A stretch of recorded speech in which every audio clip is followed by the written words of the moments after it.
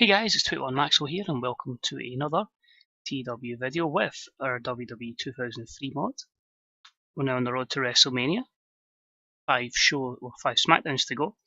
And yeah, we have a 13,500 sell here in Long Beach, California. And we'll just dive straight into it. So basically with this episode of Smackdown, we've got a few hints that we were going towards WrestleMania. Chris Benoit's suspension has certainly hampered us massively.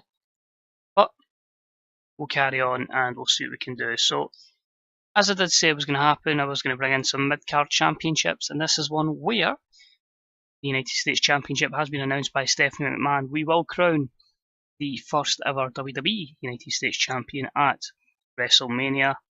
It might be a tournament. I've yet to decide. I might just do one big match because we have a lot of guys doing nothing. It was going to be a tournament to start with. But when Chris Benoit got injured and he was going to be a key part of that, suspended, sorry, I'm reviewing my decision of what I'm going to do if I even put Benoit on the card. But the announcement anyway, there will be a title match regardless, and it got the show off to a strong start and it got the crowd hotter with a B-73 rating. Opening contest of the night was a match with good heat and decent wrestling. Hulk Hogan defeats the A-Train. 10-16 with the leg drop, a C+67. Not a lot of selling on show, understandable, but it gets Hogan the win, keeps his momentum up, and yeah, just a decent opener there. A few negatives there.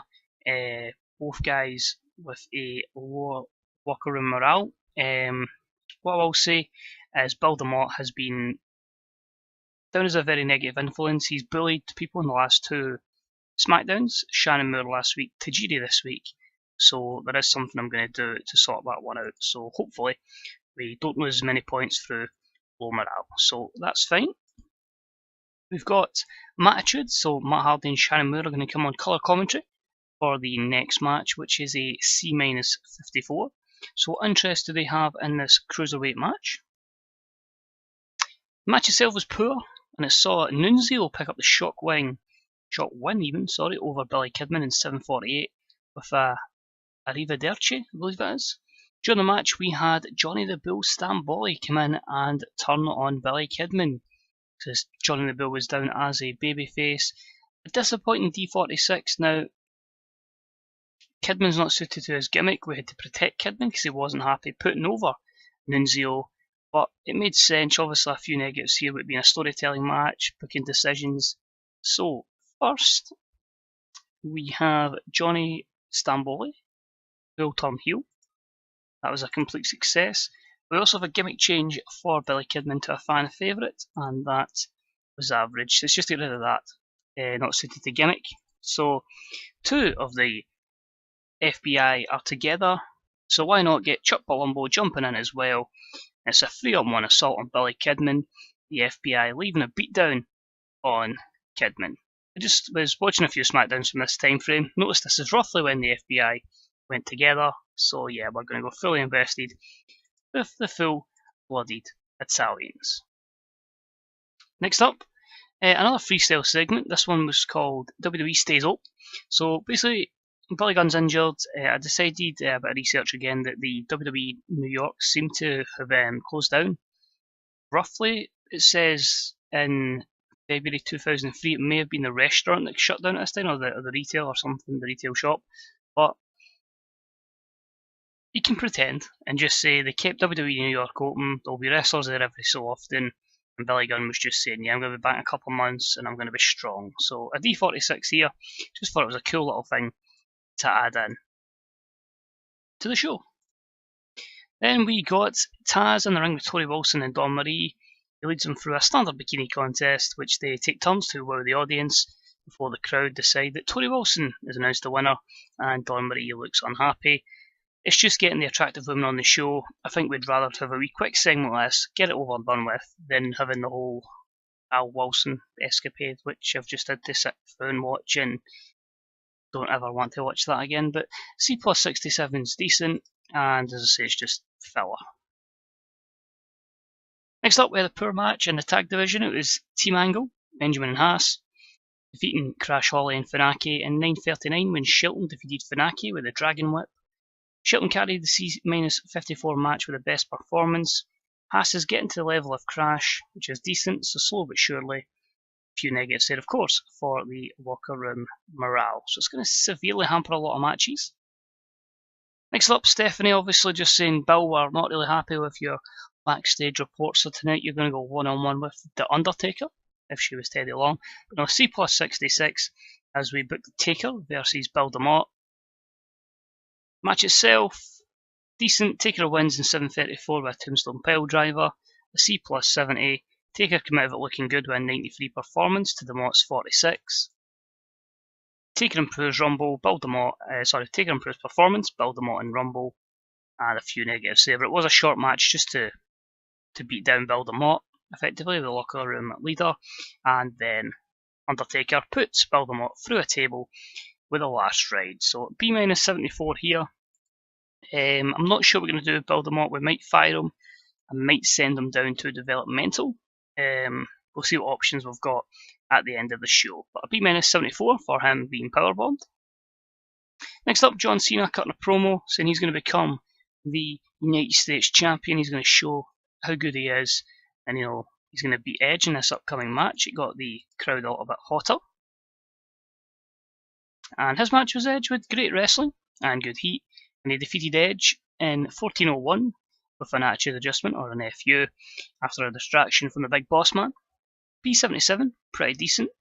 Lack of psychology, that's worrying, but hopefully over time, when these guys are ready to main event, that'll no longer be a thing, and they can bring the matches that they did in real life, which have always been really good. But two good performances there, and the US storyline progresses, as these are two guys I was considering. A few negatives though, lack of psychology, locker room morale, Cena being overwhelmed by his manager, the Big Boss Man, so this probably could have been a good B plus match, but it's still decent. John Cena carries momentum with a good case to become the first WWE United States Champion. Next up, we've got Los Guerreros hyping up their match with Rey Mysterio and Lesnar. This is C64, just being pretty arrogant about it, just really destroying Rey on the mic. But the match itself was good, and Brock and Rey picked the win over Los Guerreros in 14:18, when Brock defeated Chavo with the F5. Of course, Chavo the weak link, Brock the main man in the match. But B78, a lot of decent performances, it must be said, but it was to put a good main event match on with Eddie and Chavo, both improving performance skills. At this moment in time, I'm up in the air with 3 of the 4 guys, what they're doing at Mania. Rey Mysterio, I'm quite confident of what he's doing. Brock, I've had a couple of ideas with him. Los Guerreros, I'm still toying with who they'll face at Mania, so it certainly won't be a fatal 4-way. I say this now, I end up will be because I've got Team Angle to fit in. But the titles will be on the line, I just need some babyface teams. And after the matchup, we decide that Brock is going to get beat down by A-Train and the Big Show. So I might tie Brock in with something with those two. Remains to be seen. We certainly won't be seeing Nathan Jones, I'm happy to say that. But B81, Lesnar was fantastic, A-Train was poor, we're still trying to slowly build him up. But overall, pretty good rating there. Both men were overwhelmed by their manager Paul Heyman. And we finished the show. Obviously I need to start planting the seeds and probably getting this feud going. So we're in the ring, it's a contract signing for the WrestleMania main event, or co-main, we'll decide who properly gets it. It should technically be the Rumble winner, but it might go to Triple H and Shawn Michaels, we shall see.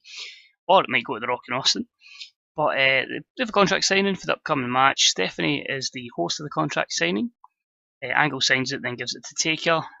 Kurt Angle tries to attack Undertaker, he fails, and Undertaker beats him down, finishing with a last ride. So A90, it starts the storyline off, the title or streak storyline. These will big up as a streak, so I think it first got mentioned when they faced Triple H at WrestleMania 18, which would have been the year before. Or the year before that, would have been 17. I think my dates mixed up here. So how do you take a break from wrestling? You're trying to calculate them in. 18 was Triple H, and 19 was Ric Flair.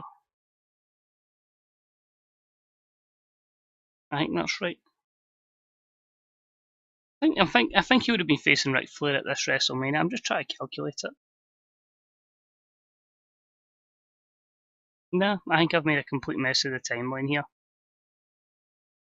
Triple H was before the invasion, which was 18. 19 would have been after. No. I think I've just got my timeline completely mixed up. Was I to face Triple H at 17? I'll know anyway. I'm literally going to go and check this after this video. But anyway, regardless, Undertaker and Kurt Angle are facing each other. It would have been, as I say, that mad tag match. Where I'm pretty sure 19, as I say, was Undertaker meant to be teaming with Nathan Jones. We're certainly not going down that route. That's what happens. As I say, we take a break for wrestling. You all over the place with who was facing who. But I'm pretty sure it must have been 17 Triple H then and 18 where he faced Ric Flair. And I think Triple H was the first one to get mentioned. They had the streak. But anyway, away for that, A90, good finish to the show.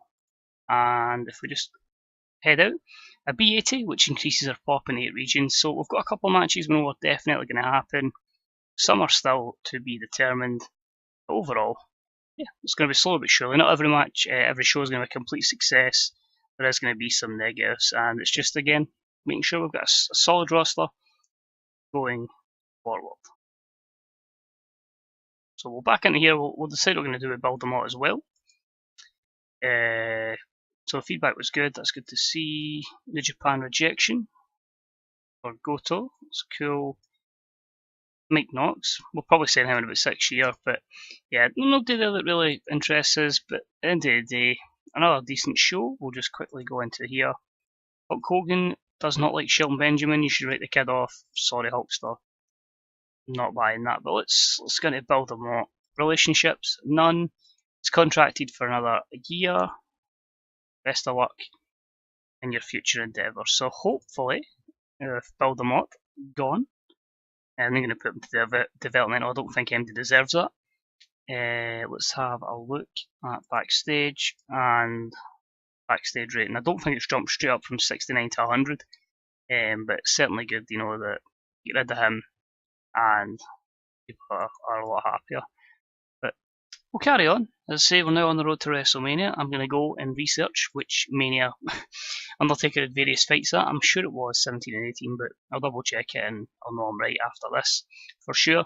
As always, guys, thank you for watching. It's been a pleasure. If you enjoyed it, please leave a like, any comments, what you think the Mania card's going to be, predictions as always, and how your own TEW sales are going on. Let us know, you know, how you finding it. We're nearly 2 full years into the life cycle of the game, you know, you're getting hyped, there might be anticipation for a new one. I don't know anything, but has anybody heard anything? Has anybody any thoughts when it might see it? Could it be 2020? And yeah, just general stuff. You can follow me on Twitter and Instagram at 21Maxwell. And as always, there'll be a button, pop them up if you haven't subscribed already, to click that to subscribe, and the button for the previous playlist of all videos that have been in this series as well. And of course, check out other content, plenty of TW stuff for you there to enjoy. So thanks for watching, guys, and hopefully I'll see you next time for Monday Night Raw. Bye bye.